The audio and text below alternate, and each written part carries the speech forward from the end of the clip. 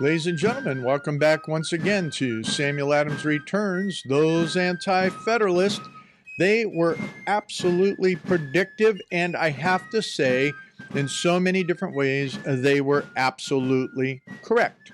And this is Tom Navulis, your host. I just have to bring you into more of these mirrors of history. It was predicted, folks. It was all before us. And the place I really want to start with you today is with a particular anti-federalist, and that being James Winthrop, who went under the pen name of Agrippa. And this is from a letter, or a portion, an excerpt of a letter from the 28th of December, 1787. Yes, that's in your resources over my shoulder there at samueladamsreturns.net for those that aren't watching the video but are listening to the podcast. He's writing in relationship to the Articles of Confederation and the complaints that the convention had and people had against those Articles of Confederation. Now, what we're seeing is that now Congress, under this whole idea, does not necessarily have or should have the full and sole power to regulate what type of business is done between the states and foreigners. Well, in some degree, I think that that's been working out pretty okay. Based on our present Constitution, or I should say the Constitution of 87. But what I wanted to really get down to is in this first paragraph when he is talking about what's going on in Pennsylvania and what does it mean around receiving foreign citizens, what are equal weights that may induce other states to do different, which we're seeing a lot of right now. You're seeing with all the Afghans that are being brought in, all the illegals.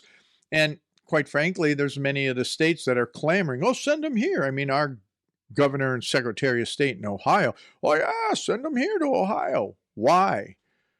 They don't belong here. They're illegal. And all the other ones that are coming in do not have our values and don't care about what we are. But that's some of what Pennsylvania under James Winthrop was arguing. And what he was really arguing is that let any indifferent person judge whether that state in point of morals, education, energy is equal to any of the eastern states, the small states of Rhode Island only excepted. Pennsylvania, in the course of a century, has acquired her present extent and population at the expense of religion and good morals. So here you go, right there. And what he's talking about is that, wait a minute, Pennsylvania was doing really, really well, but now because of all the influx of people, because of all that has been happening around commerce, that has impacted the population in such a way that it was at the expense of religion and good morals. We're going to talk about that in the mirrors of history a little bit more in relationship to Sam Adams and what I talked about last week in the context that the U.S. government now has a state religion. So Agrippa, James Winthrop, continues, the eastern states have, by keeping separate from the foreign mixtures, acquired their present greatness in the course of a century and a half and preserved their religion and morals. They have also preserved the manly virtue which is equally fitted for rendering them respectable in war and industrious in peace. So, whoa, Tom, what are you talking about? What I'm talking about at the moment is that everything that we're seeing, and I'm going to be referencing it some more, everything that we're seeing is about the morals and the tie to where do those morals come from within our society for good governance, even in the industrious nature of things, in the idea of business. What does that mean?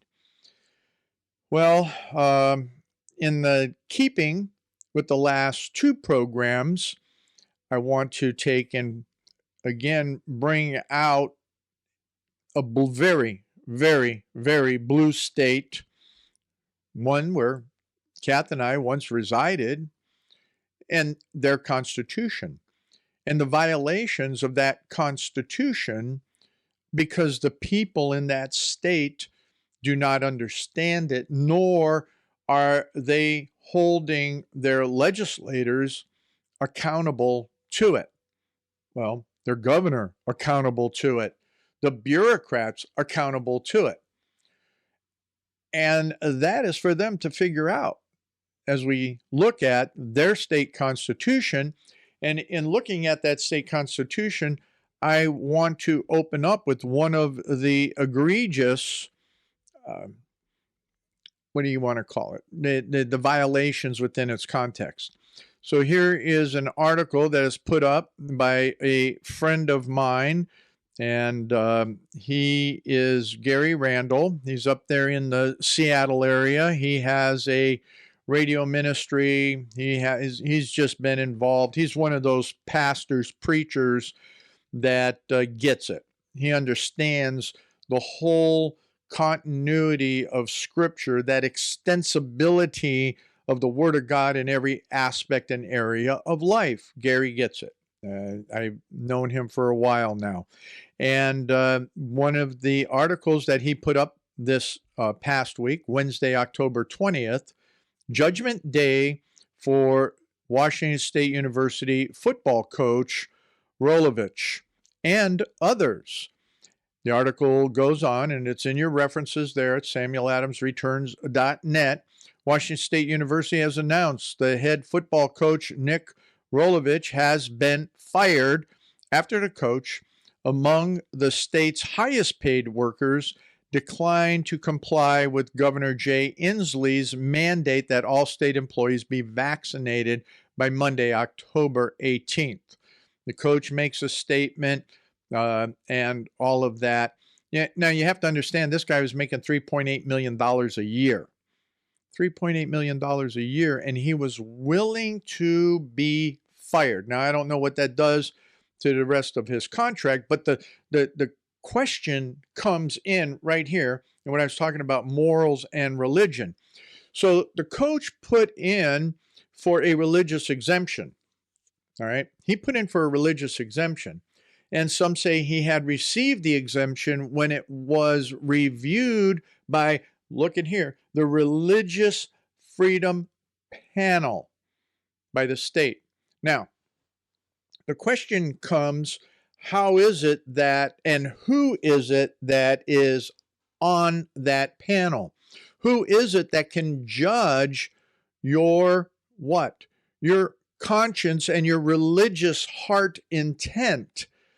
So this guy, he was axed because that panel, a religious freedom panel, decided that, you know what, he's not whatever it means in their little matrix of insanity, that he cannot have the free conscience of religion, the free conscience of his belief system, and be exempt from the evils and insanities of the jab.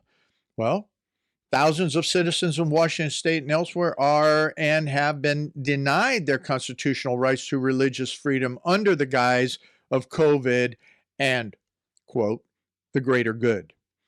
Now, what we're also seeing is that in Washington State, you have highway patrolmen who sign off. The one gentleman I think he was out of the Yakima area, if I have it correct.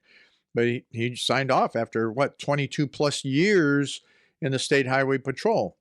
and said, boom, I'm done. Oh, correction here. The coach was not 3.8 million. It was 3.2 million in his pay.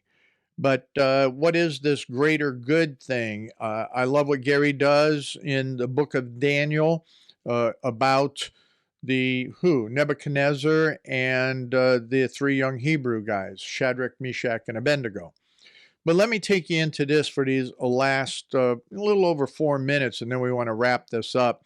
That having lived in Ohio, at the time that Kathy and I lived there, I studied the Ohio State Constitution, and I can tell you for all the many years that we were living there, it was being violated over and over and over again, especially with the fact that you had Democrats not only in Congress, but the Democrats hold the state of Washington and have held it. Oh gosh, we moved there. I think it was like in 1985-ish, 1986, somewhere in there.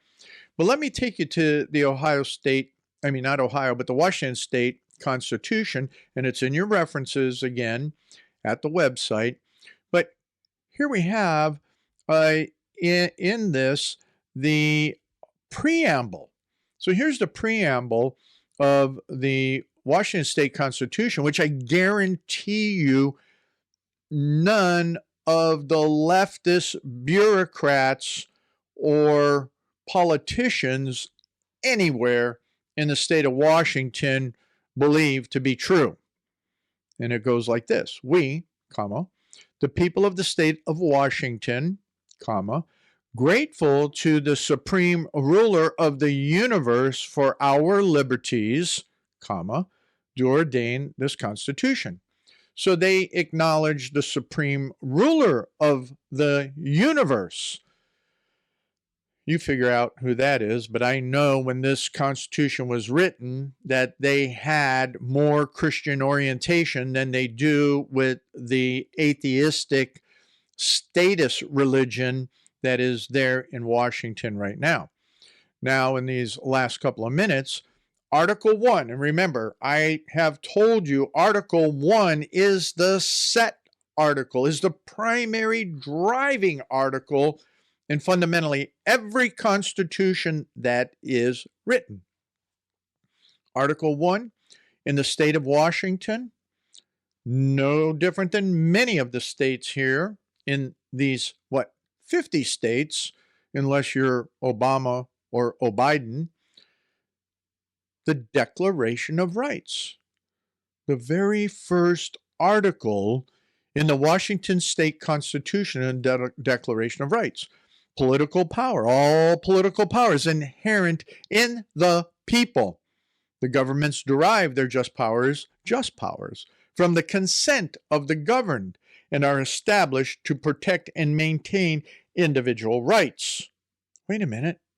Established to protect and maintain individual rights? No, Tommy, that can't be true. Supreme law of the land, they give it to the United States as a supreme, but that's the Constitution, not the laws, not the U.S. Code, but the Constitution of the United States is the supreme law of the land.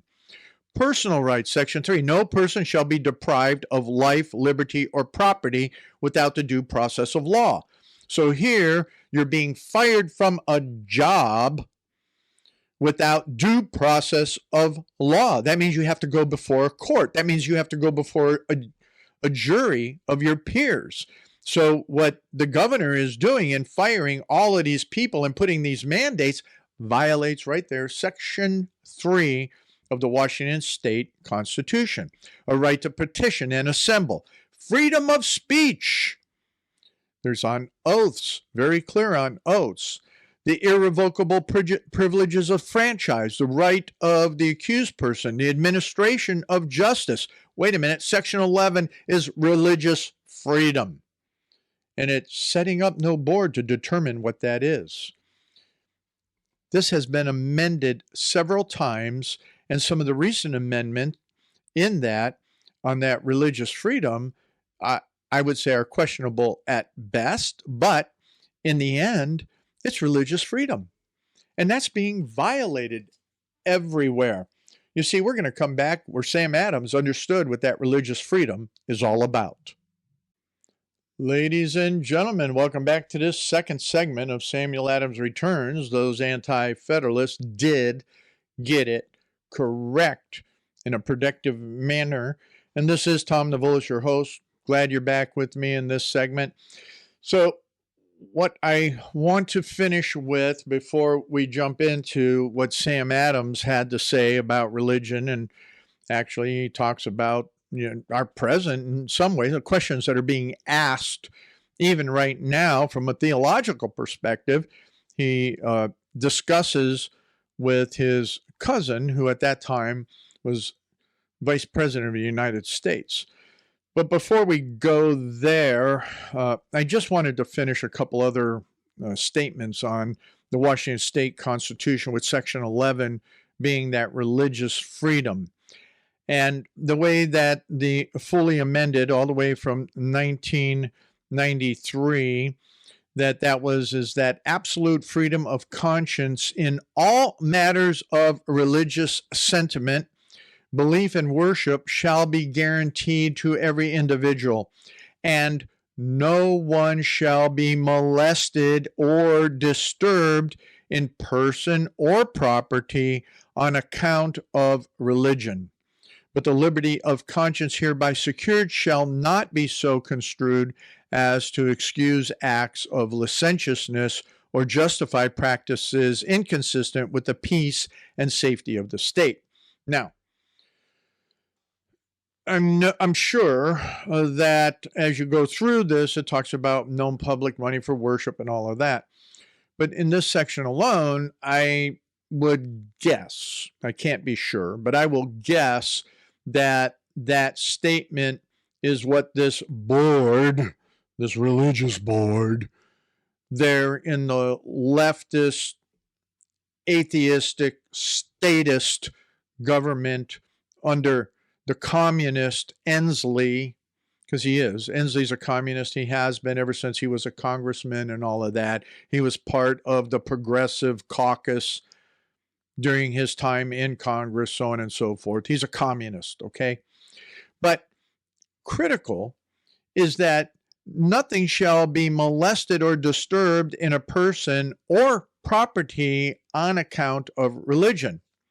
Yet then again, you get this little twist in here that I'm sure, well, I can't be sure, that I'm looking at this whack-out board will use is that, let's see, except in the whole idea of it being construed as to excuse acts of licentiousness, which all the people that are being fired from government service, are they licentious? I don't know, unless they got documentation on it.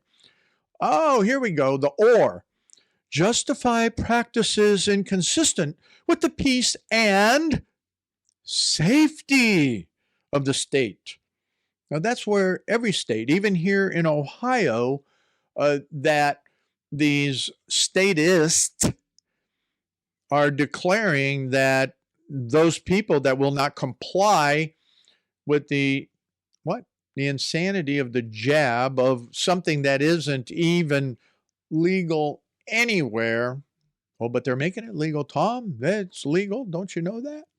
No, they're misconstruing language within constitutions and law to take and force ideology, and it being the leftist ideology. Now, with that, you just look at the Constitution itself. All right, is he really inconsistent with the peace and safety of the state? Probably not, because what they're determining as a safety of the state is absolutely being misconstrued by bad information, by lies and deceit. All right, so pressing on, let's look at this, is that Section 12, special privileges and immunities prohibited. No law shall be passed granting to any citizen, class of citizens, or corporations other than municipal privileges or immunities, which upon the same term shall not equally belong to all citizens or corporations. A lot you can do with that, and a lot that is manipulated with that. Habeas corpus, convictions of effect, eminent domain. It becomes extremely, extremely interesting in all the various then remaining articles in this, or sections in Article 1 of the Washington State Constitution. So I will let you in Washington go understand and learn your rights so that you may fight for them. Go ahead and read. I mean, your Constitution in the state of Washington is long. This PDF version that you can get at samueladamsreturns.net on the Constitution page for the state constitutions. It is there. The PDF that I'm referring to comes from the legislature's website, and it's 276 pages in this particular version. I used to have a hard copy of it, and I don't know, but you still may be able to order a hard copy through your legislature. So do that.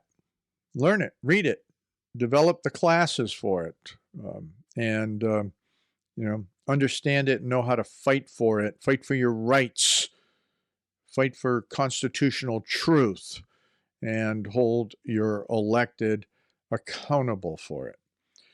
All right, let me jump over to the letter that I started to talk to you about, because I think it's important that I read at least this first paragraph. So this is a letter that Sam wrote to John Adams, October 4th, 1790, and John was the Vice President of the United States. So John Adams was writing to Sam Adams, and he asked him a question about what is the world, what's going to happen, what's happening in the world right now. We're seeing so many things. What is going on? Is this going to be the end of the world? Virtually, that's the question. In 1790, here it is. You just have this new country, this new government that has come into its own almost. And the vice president is writing to his cousin and asking, what is going on? So Sam replies, you ask what the world is about to become, and is the millennium commencing? Oh, wait a minute. Where's that theologically? Is this going to be the millennium? Sam, in his infinite wisdom, goes, and trust me, he was well studied in scriptures. But I think this is a very good answer to his cousin John. I have not studied the prophecies and the canon even, and I'm sorry, let me start that again. I have not studied the prophecies and cannot even conjecture. The golden age, so finely pictured by poets, I believe, has never as yet existed but in their own imaginations. In the earliest periods, when, for the honor of human nature, one should have thought that man had not learned to be cruel, what scenes of horror have been exhibited in families of some of the best instructors in piety and morals. Even the heart of our first father was grievously wounded at the sight of the murder of one of his sons, perpetrated by the hand of the other. Has mankind since seen the happy age? No, my friend. The same tragedies have been acted on the theater of the world. The same arts of tormenting have been studied and practiced to this day. And even religion and reason united have never succeeded to establish the permanent foundations of political freedom and happiness in the most enlightened countries on the earth. I mean, he refers back to Adam, the father of us all, and Cain murdering Abel. And that, we've seen these things over and over and over again. So I want everybody to understand that Sam Adams understood that we're not at the end of the times then. That's been a question over, are we in the millennium, or are we, in this whole thing of what's happening in the world? And he continues, enlightened countries on the earth. After a compliment to Boston town meetings and our Harvard College as having set the universe in motion, you tell me everything will be pulled down. I think with you, so much seems certain. But what, say you, will be built up? Hay, wood, stubble may probably be the materials till men shall be yet more enlightened and more friendly to each other. Are there any principles of political architecture? Undoubtedly. What are they? Philosophers, ancient and modern, have laid down different plans, and all have thought themselves masters of the true principles. Their disciples have followed them, probably with a blind prejudice, which is always an enemy to truth, and have thereby added fresh fuel to the fires of contention and increased the political disorder. Ladies and gentlemen, we still have that going on. I don't care if you're a Trumpican or an O'Bidenkin, or if you are a communist, or you are what? You know what? I'm going to refer back to, once again, because I think he's probably one of the most solid guys talking about things nowadays, is Doug Wilson, in that everything has to be driven back to where are we, because Sam talks about it not in here, but in others, is that it has to be defined in our religion and morals. It has to be quantified in the aspect that we have to know a Christian system. Let me take you to further in this particular letter in these last 3 minutes, and to throw down all of out of the confusion. So he said, the pride of kings, of nobles and leaders of the people who have all governed in their turns have disadjusted the delicate frame and thrown all into confusion. We have that going on right now.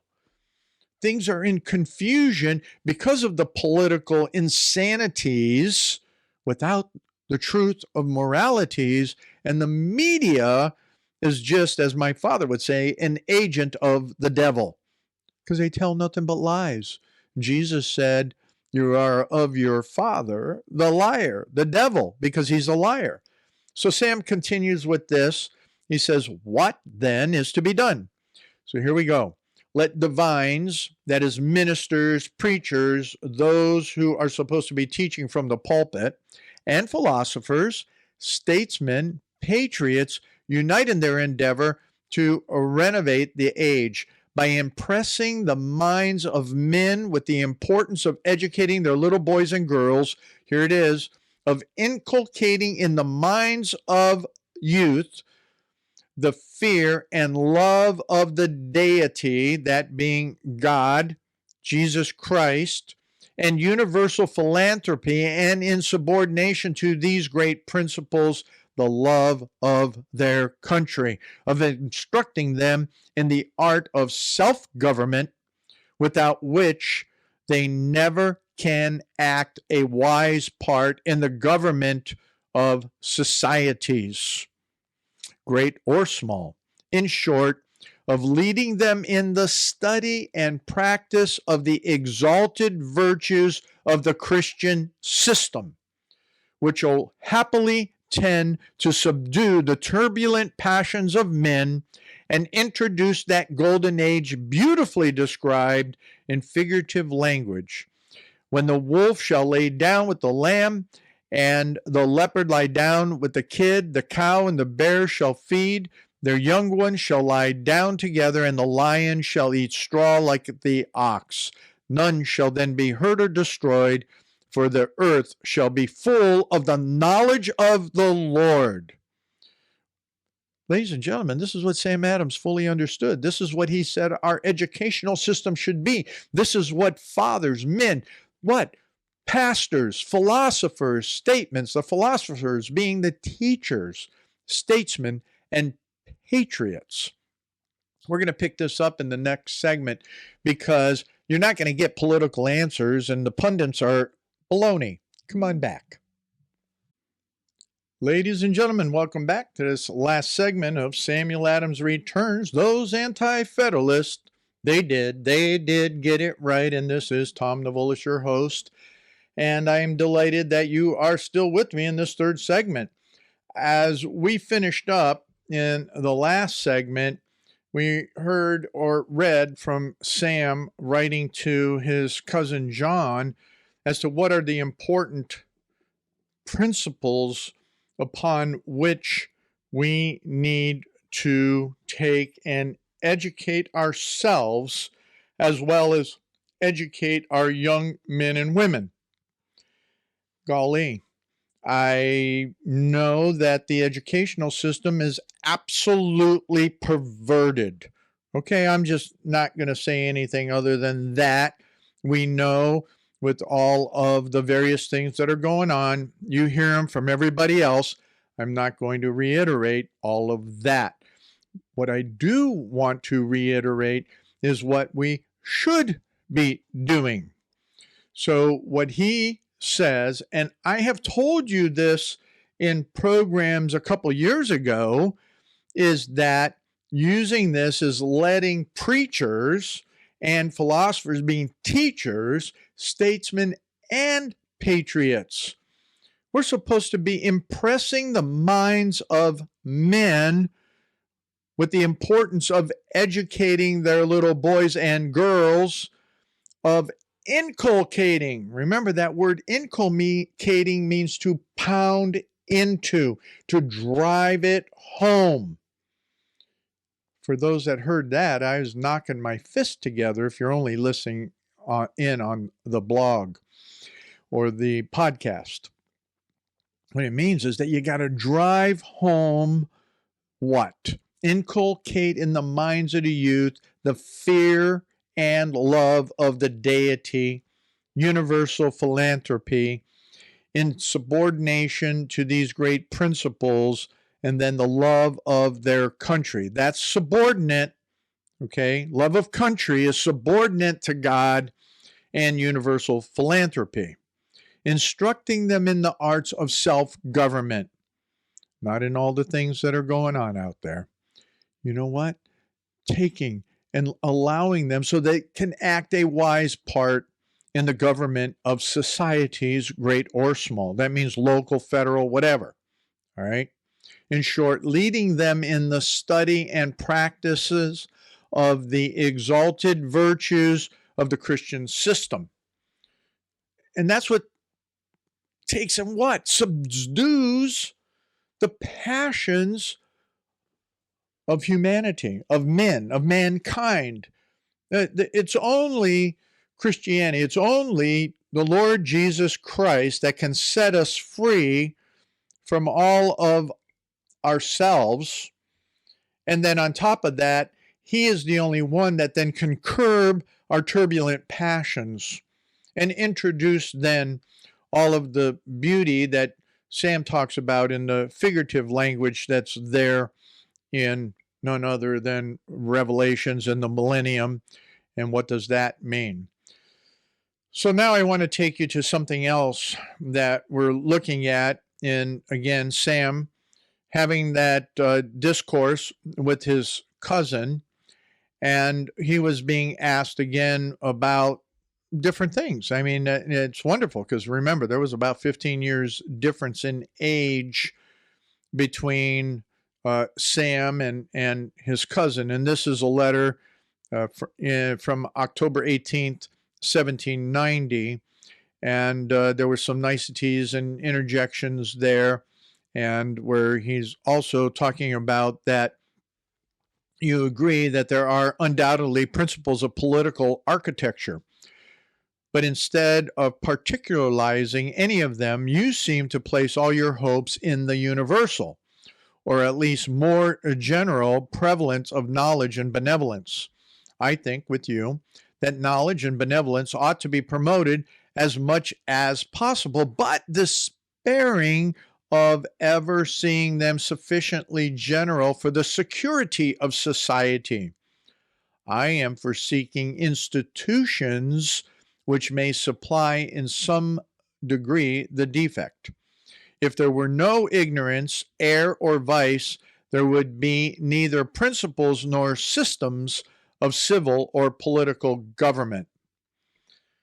Sam is communicating, and you have to understand here, let's really set it up, is that, remember, John is a hardcore federalist, a Hamiltonian in that regard.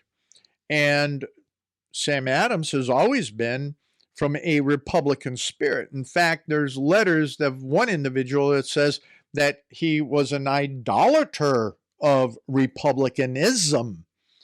Yet Sam was well level-headed in everything that he did and spoke of, as we'll see here in a moment. He says, I'm not satisfied with the opinions of Hume, which many people thought that Hume was one of the great contributors to constitutionalism of America. But in this, he seems well-founded that all projects of government founded in the suppositions or expectations of extraordinary degrees of virtue are evidently chimerical. Now, nor do I believe it possible, humanly speaking. Now remember, he understands the difference between human and what happens, and also what can be God ordained. He says, so humanly speaking, that men should ever be greatly improved in knowledge or benevolence without assistance from the principles and systems of government. I am very willing to agree with you in fancying that in the greatest improvements in society, government will be in the Republican form. Okay? All you Republicans out there, get these next words. And all of you who argue about Republican form of government, get these next words. So first of all, it needs to be a government will be in the Republican form. It is a fixed principle with me that all good government is and must be Republican. But at the same time, your candor will agree with me that there is not in lexicography a more fraudulent word. So wait a minute, he's even talking about it being a fraudulent word, yet someone said that he was an idolater of republicanism. Get this now. Whenever I use the word republic with approbation, I mean a government in which the people have collectively or by representation an essential share in the sovereignty. We're the sovereigns. The Republican forms of Poland and Venice are much worse, and then those of Holland and Bern, very little better than the monarchical form in France before the late Revolution. By the Republican form, I know you do not mean the plan of Milton, Needham, or Turgot. For after a fair trial of its miseries, the simplest monarchical form will ever be, as it has ever been, preferred to it by mankind. Are we not, my friend, in danger of rendering, get this, of rendering the word Republican unpopular in this country by an indiscreet, indeterminate, or equivocal use of it? Okay, ladies and gentlemen, stop right there for a moment. Isn't that kind of where we are? I mean, when we're looking at that term Republican, it gets so confused with a party, the Republican Party, that the whole concept, that's why so many people are out there saying, oh, we're in a democracy. No, we're not. We're a Republican representative form of government. And at the lowest levels, we use a democratic form of achieving that because of the sovereignty that operates within that. And we share in that sovereignty, as he is talking about. He goes on to talk about the people of England and how they wean themselves from a lot of this, the intergum of Parliament, They found that they could not wean themselves from the destructive form of government, which is the parliamentary form of government, and by making the word republic and republican unpopular. So that's what happened in England. That's what's happening now in America, is because of the confusion of political party. They have succeeded to such a degree that with the vast majority of that nation, a Republican is an unamenable, or is as exactly like a witch or a blasphemer, a rebel, or a tyrant. Holy smokes. I'm telling you, how is it that that's no different than what we have going on today? Is that term, we are no different. You hear that all the time from the Democrats, the socialists, the globalists, the what? All of those that are against our Constitution. Oh gosh, look at, they're witches and witch doctors, they're blasphemers, they're rebels, they're tyrants. If in this country the word republic should be generally understood, as it is by some, to mean a form of government inconsistent with the mixture of three powers forming a mutual balance, we may depend upon it that such mischievous effects will be produced by the use of it, as well as compel the people of America to renounce, detest, and execrate it as the English do. Wow.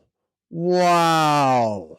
I'm telling you, mirrors of history. Sam Adams, predictive of the language and the use of it, and what the idea of a republic could come to in exactly these terms.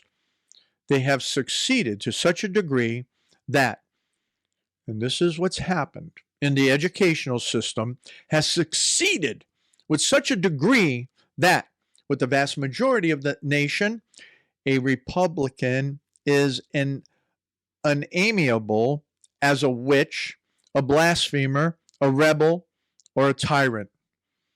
If in this country the word republic should be generally understood, as it is by some already in this country, to mean a form of government inconsistent with the mixture of the three powers forming a mutual balance, my oh my, we have so many people that do not understand how the three branches of government work, and what we have seen over the last 80 years is the what?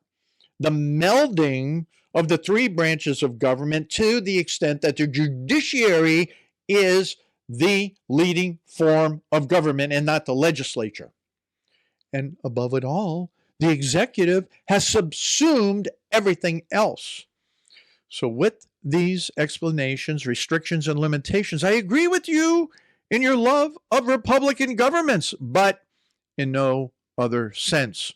With you, I have also the honor most perfectably to harmonize in your sentiments of the humanity and wisdom of promoting education in knowledge, virtue, and benevolence. He goes on, and he talks again, is that, all civil government is then to cease, and this is when the millennium comes in. He goes back to that in this letter, and it's the Messiah is to reign. Jesus Christ is to reign. That happy and holy state is therefore wholly out of this question. And you have to agree, you and I agree, in the utility of universal education. And he concludes that it has to come down not just about safety and liberty and security, but in that effect, all of that and all of those hopes do take and fall on the lot of the people, that they're not deceived, but advise them to depend upon that which is in their power and will relieve them. So then he goes on again, talking about our ancient times. But the bottom line is that if we do not have reestablished in our churches and in our government our morals and virtues established within the context of the Christian religion, America doesn't work.